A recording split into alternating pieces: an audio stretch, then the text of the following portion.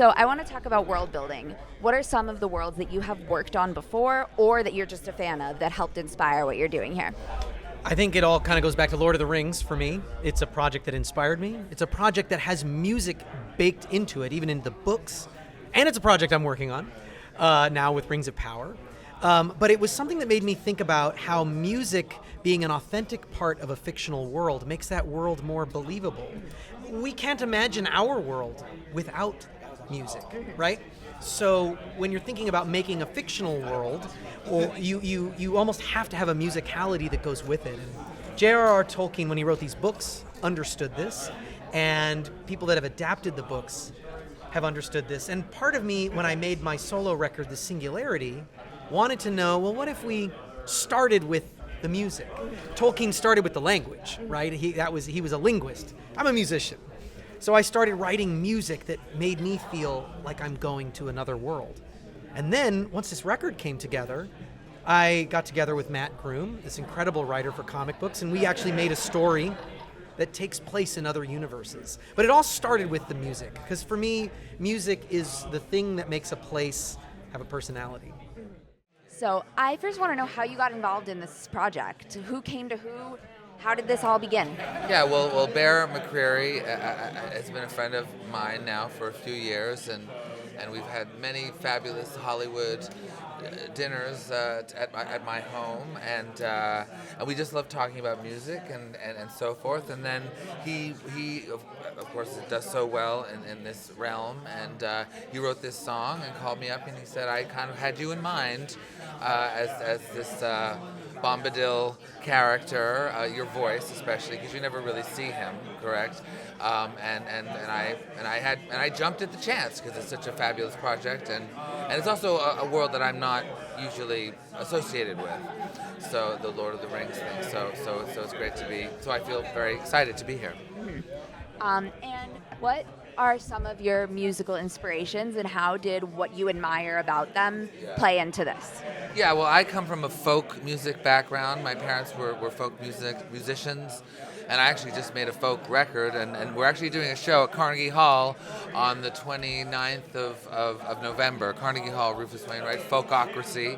And so I think Bear wrote it with that sort of ancient folk, mystical spirit in mind, and I kind of grew up with that, so it made sense. First, I'd really like to know how you got involved in the project. Who came to who? How was it presented to you? And when did you say yes? How did you say yes? Sure.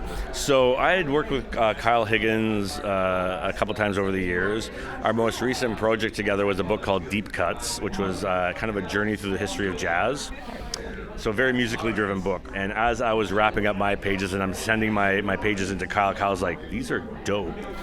I got another project I'd like to talk to you about. And I'm like, I'm barely done this one. And I'm running behind.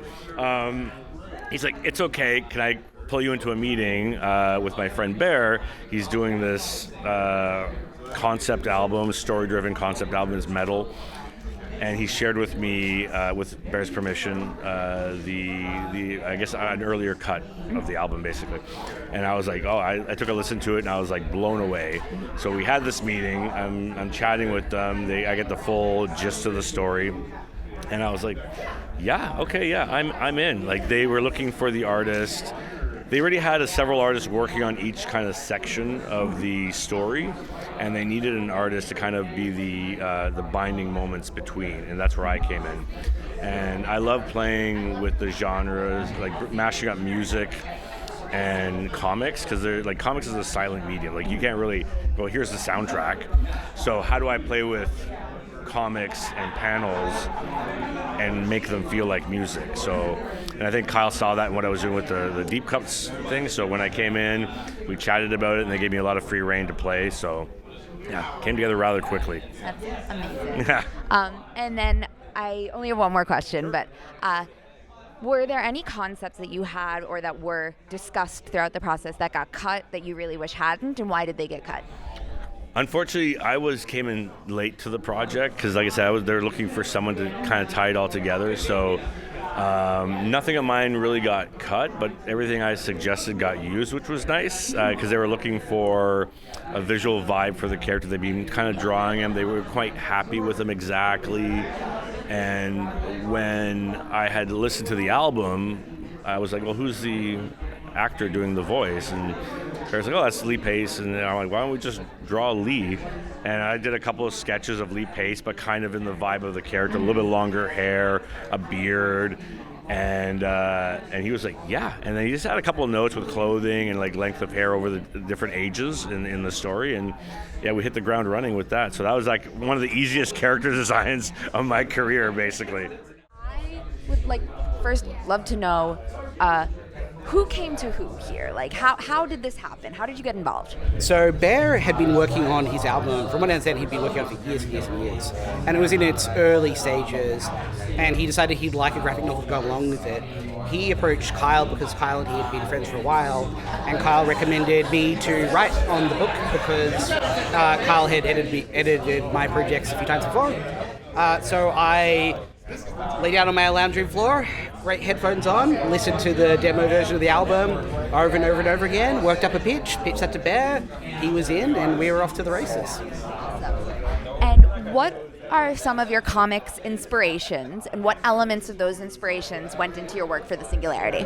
That's really interesting. I'm not sure that there's any specific inspirations in the sense that we're really trying to do something pretty new, especially in terms of how the album integrated with the comic and that direct link. So yeah, I'm not sure I can point to any specific stories. There are definitely artists that we knew would sort of represent the vibe of what we wanted to do, and we ended up going to those people for the project. They said yes. Rod Reyes was a big one of those. Ramón obviously was huge, and that sort of helped us explain to Bear the sort of visual scope and expressiveness we wanted for the book. And yeah, we're very fortunate to work with basically all the people that we had on our sort of mood board for the project, which was great. I'm really excited to talk to you. I want to know, how did this come about for you? Who came to who first? How did you get involved? Yeah, well, I've known Bear for the better part of 15 years at this point. He's one of my closest friends, actually. We have a lot of the same influences and inspiration. We also know only one way of making things, which is going all out. So actually, when he first pitched me the Singularity, it was the exact same phone call where I was pitching him what became my big creator-owned superhero book, Radiant Black, that then kicked off the Massiverse, our line of creator-owned books at Image Comics, as well as my company, Black Market Narrative.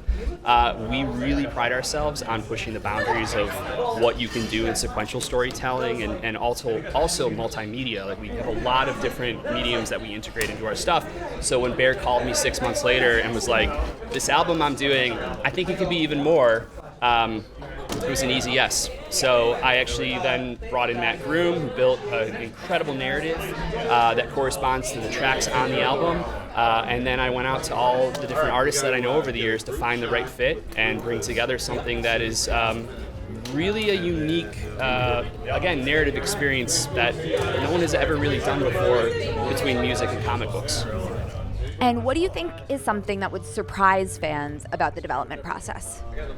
Probably how interactive it was. There were aspects of the album that certainly shaped the narrative of the comic, but then there were aspects of the narrative of the comic that then, as in a feedback loop, ended up shaping different elements of the album. So all of the incredible monologues by Lee Pace and Ryan North, those are actually monologues that Matt wrote for the book first, and then they looped back into the album to give this kind of not only musical but narrative structure and flow to the whole piece.